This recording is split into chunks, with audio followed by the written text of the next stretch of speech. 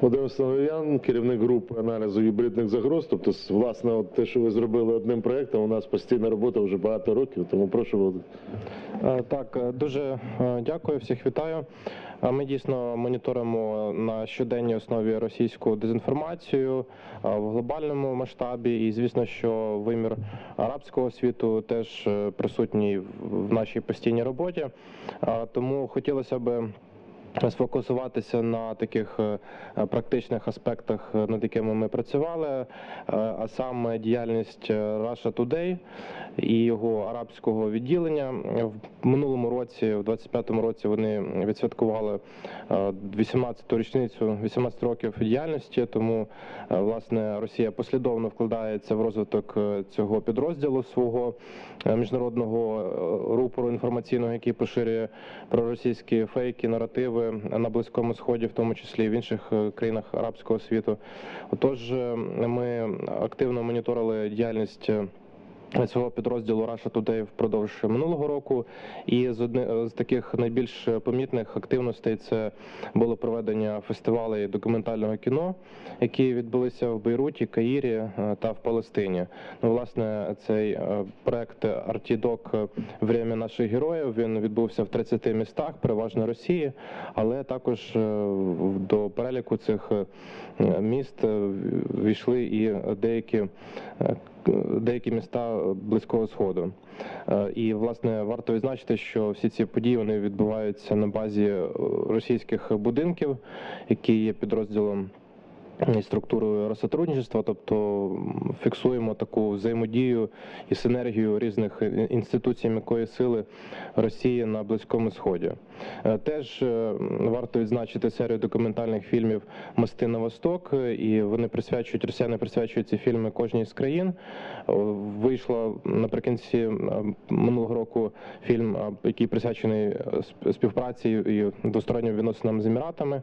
В цьому році планується вихід фільму, присвяченого Саудівській Аравії, і росіяни анонсують багато культурних дипломатичних заходів, які будуть присвячені сторіччю встановленню дипломатичних відносин Росії та Саудівської Аравії. І думаю, що під цим амофором буде дуже багато таких культурологічних спроб Росії нав'язати позитивний імідж Росії в інформаційному середовищі Саудівської Аравії.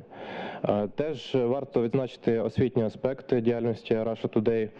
До прикладу, в Алжирському державному університеті вони заснували студію RT Arabic для студентів факультету медіа та комунікації. І теж окремий такий їхній аспект діяльності – це спільні з фондом Горчакова візити журналістів з країн Близького Сходу. Ми зафіксували до 100 журналістів з 25 країн арабського світу, теж Африки, але переважно це мається на увазі саме представники країн арабського світу, які відвідували офіс Russia Today і брали участь в тижневих, можна це кваліфікувати як курси підвищення кваліфікації, але звісно, що під таким форматом ми маємо на увазі в тому числі і поширення, і спроби завербувати для подальшої діяльності і нав'язати проросійське бачення міжнародної політики і залучити цих журналістів до подальшої співпраці і висвітлення подій в проросійському ключі. Теж в 25-му році RT Arabic підписав декілька меморандумів, зокрема з профільними міністерствами інформації Бахрейна та Оману, і теж вони розширювали свою мережу співпраці з медіа країн регіону. Зокрема, були підписані меморандуми про обмін відео, фотоматеріалів, новинного контенту, документальних фільмів з іорданським каналом Роя, з єгипетським каналом Аль-Муттахіда, і в Алжирі теж аналогічний меморандум був підписаний з телеканалом Аль-Чурук, чи Аль-Харук, я можу помилятися в вимові. Одним з таких важливих аспектів діяльності Russia Today теж є RT Academy. Це міжнародний так званий освітній проект RT, який стартував в березні 2024 року. Тобто можемо говорити про вже дворічний цикл діяльності цього проекту. І протягом цього періоду вони провели 8 онлайн-курсів, в рамках яких залучили за їхню інформацією близько 7 тисяч журналістів з різних регіонів світу, переважно це африканські країни, Китай, Індокитай і Індія. І, власне, 3 зараз основні мови, якими оперують журналісти RT, які викладають в рамках цього курсу, це англійська, китайська та французька.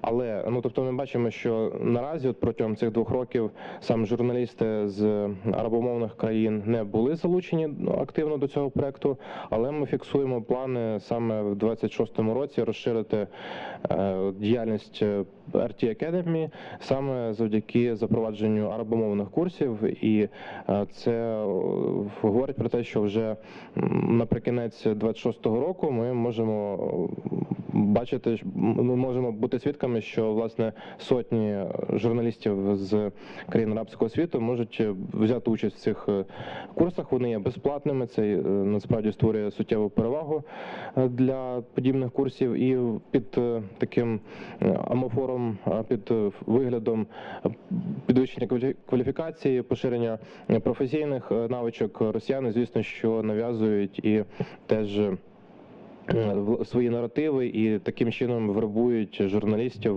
з різних країн світу. Таким чином вони можуть поповнити свій кадровий склад RT Arabic, і, власне, це є теж таким викликом на наступний рік і на 27-й рік, я думаю, також.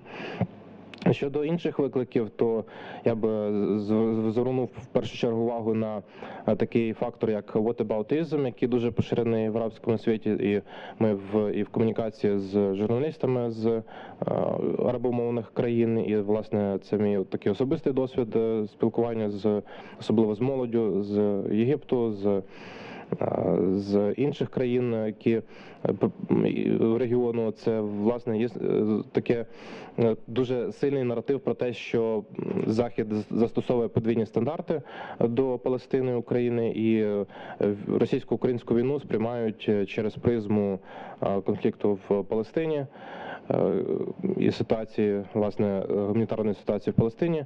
І дуже поширене уявлення про те, що Захід непропорційно мало допомагає Палестині у порівнянні з Україною, про те, що основні потоки допомоги перенаправилися на Україну, і завдяки через це, власне, постраждало населення сектору Газу і Палестини. Тому ці наративи, вони дуже сильно присутні, і це створює певний бар'єр для того, щоб поширювати правдиву інформацію про Україну, про російсько-українську війну, і це деформує сприйняття України і, власне, розуміння істинних причин війни та російської агресії. Теж я б хотів виділити окремий такий виклик, як збереження присутності Росії в ряді африканських країн, які є суміжними до і Близького Сходу, і до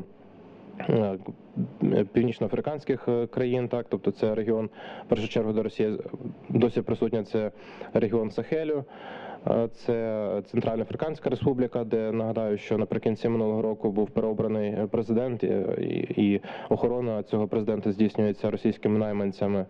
І теж суттєвий фактор громадянської війни в Судані, внаслідок якої зараз існує загроза того, що Росія отримає доступ до бази, військово-морської бази в Порт-Судані, що дасть їй доступ до Червоного моря, що в перспективі може вплинути на можливості Росії гібридно впливати на безпеку в регіоні, на безпеку логістики, комунікації. І, власне, через таку присутність в цих країнах, де Росія себе намагається зобразити, принаймні інформаційно, як країна, що стримує поширення тероризму, саме цей наратив буде дуже активно, в тому числі в арабомовних країнах, нав'язуватися для того, щоб підвищити позитивне сприйняття Росії і обґрунтувати власне присутність Росії в ряді африканських країн.